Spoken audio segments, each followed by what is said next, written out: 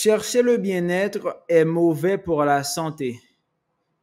Je t'ai entendu dire, Franck, en conférence, arrêtez de qualifier c'est mal ou c'est bien. En même temps, tu ne demandes pas d'arrêter de juger. Or, si l'on juge, on va forcément classer dans deux temps mal et bien. Donc, comment s'en sort-on, Franck? Non, si tu te réfères à ce que j'ai dit, j'ai utilisé CSES et non pas CEST. C'est arrêter de juger CSES mal et c'est bien. Il ne s'agit pas de dire je ne juge pas. C'est que lorsqu'une chose de bien arrive ou lorsqu'une chose de mal arrive, il n'y a que moi qui décrète que c'est bien ou mal. Et arrêtons simplement de ne vouloir que du bien. Quand on ne veut vivre que du bien, on entasse sa merde sous le tapis. Et le jour où la merde ressort de dessous le tapis, on dit « Je ne comprends pas. Je suis un saint depuis toujours. J'ai toujours agi parfaitement. Pourquoi ai-je un cancer colorectal ?» Tout simplement parce que tu as mis sous le tapis toute ta merde depuis le début, puisque tu ne veux vivre que du bien. Donc, j'arrête de qualifier les choses qui arrivent dans mon monde en disant « J'en veux, je n'en veux pas, c'est mal, c'est bien ». Si je ne veux vivre que du bien-être, je me mets dans la difficulté. La vie est multiple, ce sont des hauts et des bas, du chaud et du froid. Et s'il n'y avait pas des moments de tristesse, comment saurait-on qu'on est joyeux? Si vous n'aviez jamais souffert, comment sauriez-vous que vous êtes en train de jouir? Et s'il n'y a jamais eu d'ombre, comment connaît-on la lumière, Franck? C'est ça, mais là je suis vraiment dans une version très prosaïque, terre à terre. Si tu n'as jamais eu mal, comment sais-tu que tu vas bien?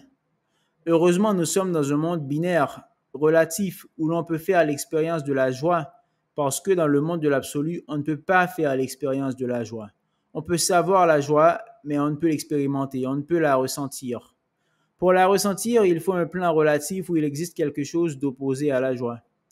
Dans le monde de l'absolu, la joie et la tristesse sont dans le même bain, où je suis les deux simultanément et où je ne peux pas faire l'expérience de l'un.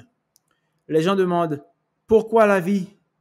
Mais pour ça, quand ils disent « Pourquoi la vie ?» ils demandent en réalité « Pourquoi souffre-t-on ?» Pour pouvoir jouir. Sans cette dichotomie opposition, sans cette relativité, pas d'expérience. On ne peut pas jouir dans le monde de l'absolu, sinon Dieu n'aurait jamais créé un monde relatif. Dans le monde de l'absolu, on connaît. C'est le monde de la connaissance. On peut savoir que la jouissance est. Comment pourrais-tu prendre plaisir à serrer tes gosses dans tes bras si tu étais tes gosses? Tu es bien obligé d'être autre chose que pour pouvoir les serrer dans tes bras. Tout simplement. Rien que ça, c'est une bonne raison d'avoir fait la création. Essayons de simplifier. Dans l'absolu, il y a le tout. Il n'y a rien d'autre que tout. Donc, tout peut savoir qu'il est tout. Mais il ne peut pas en faire l'expérience, car il est toutes les expériences à la fois. Pour sentir, pour savoir ce que cela fait, pour vivre une expérience, il faut l'isoler pour en goûter la saveur particulière. C'est ça le temps. Si l'expérience est vécue en même temps que les autres, il devient impossible de la sentir. D'où l'existence du temps linéaire dans un monde relatif. C'est pour pouvoir isoler les expériences de façon à les vivre une à la fois. Car lorsque je les expérimente toutes à la fois, je n'en expérimente aucune. Car tout et rien sont la même énergie. Imaginez-vous prendre un bain à 200 km/h dans une salle d'examen avec votre bébé dans un bras, une cigarette dans l'autre, face à un coucher de soleil, etc. Toutes ces expériences ensemble, cela équivaut à pas d'expérience du tout. Pour pouvoir expérimenter, le tout doit cesser d'être le tout. Il fallait que la séparation existe pour qu'il y ait quelque chose à percevoir. On ne peut percevoir quoi que ce soit qu'en présence du deux. Il faut deux choses distinctes pour qu'une sensation ait lieu.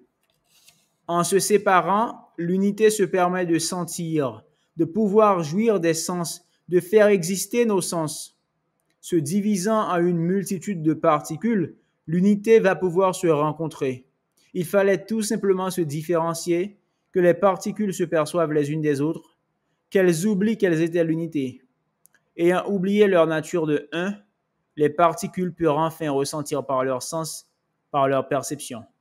Elles purent se percevoir grandes, petites, chaudes, froides, car elles pouvaient désormais se comparer à quelque chose qu'elles croyaient ne pas être.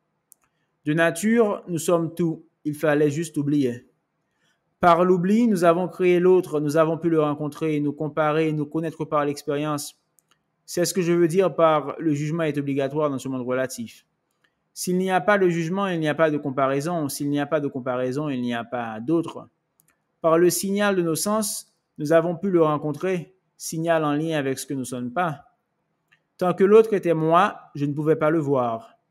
Quand j'ai oublié que j'étais l'oiseau, il est devenu extérieur au tout et j'ai pu le voir et l'entendre. À partir du moment où nous avons cessé, oublié d'être aussi le parfum, nous l'avons enfin senti. Avant nous l'étions, maintenant je crois ne plus l'être et je peux le sentir. La naissance du deux est le point de départ de l'expérience. C'est notre Big Bang. C'est le passage en mode relatif.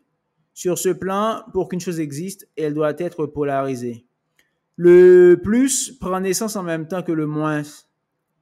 L'un sans l'autre, il n'existait pas. Tout ce qu'on peut expérimenter est soumis à cette loi. La matière existe par ce qui la soutient. Sa polarité inverse, l'antimatière. Vrai, faux, jour, nuit, grand, petit, on ne peut se figurer ça que comme les deux faces d'une même pièce. Lorsqu'une pensée prend forme, elle se divise, elle se polarise et devient deux. Leur opposition est illusoire, elles sont le un devenu deux. Pour entrer en mode relatif, il faut que cette pièce qui est le tout se divise en deux faces opposées. Notre incarnation est soumise à cette loi de la polarité. Sans monde relatif, pas de douleur, soit, mais pas de plaisir. Pas de souffrance, mais pas de jouissance non plus. Qualifier son expérience en jouissance ou en souffrance et dire « je ne veux que la jouissance et pas de souffrance » est un non-sens. La jouissance prend sa source dans la souffrance et inversement.